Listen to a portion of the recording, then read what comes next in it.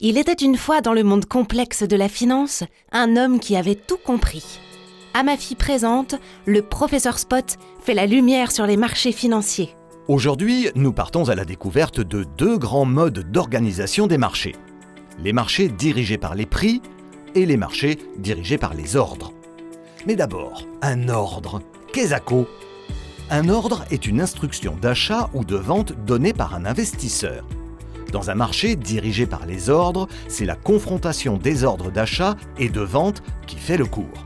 À chaque instant, le cours, c'est le niveau de prix qui permet l'échange du plus grand volume de produits. Prenons pour exemple la société Spot & Co.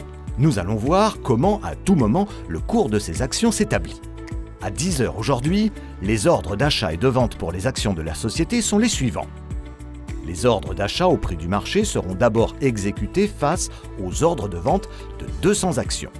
Le cours s'établit alors à 10 € car c'est celui qui permet d'échanger le plus d'actions. Ensuite, plus aucune transaction ne peut avoir lieu tant qu'un ordre d'achat à 10 € n'apparaît pas ou qu'un ordre de vente à 9,90 € n'est proposé. Dans un marché par les ordres, la liquidité du marché n'est donc pas garantie. Elle est directement liée au volume des ordres d'achat et de vente présentés au même moment. On retrouve ce type d'organisation de marché par les ordres, notamment sur le marché secondaire des actions. A l'inverse, dans un marché dirigé par les prix, ce sont les intermédiaires, qu'on appelle teneurs de marché, qui s'engagent à proposer tout au long de la journée un prix et une quantité à l'achat et à la vente pour certains produits financiers. On parle alors de marché décentralisé. Chaque teneur de marché fixe ses propres conditions d'achat ou de vente et se rémunère sur l'écart entre le prix de vente et le prix d'achat.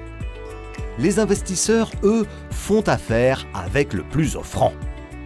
La liquidité dépend ici uniquement des teneurs de marché. Il sera toujours possible de trouver un teneur de marché prêt à effectuer la transaction si l'acheteur est prêt à acheter suffisamment cher ou si le vendeur est prêt à vendre à un prix suffisamment bas.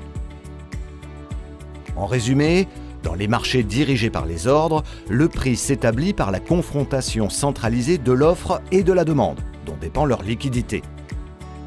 Au contraire, dans les marchés dirigés par les prix reposent sur des teneurs de marché qui assurent la liquidité contre rémunération. Contrairement aux marchés dirigés par les ordres, c'est donc l'investisseur qui paie le prix de cette liquidité. Vous voulez en savoir plus sur la liquidité ?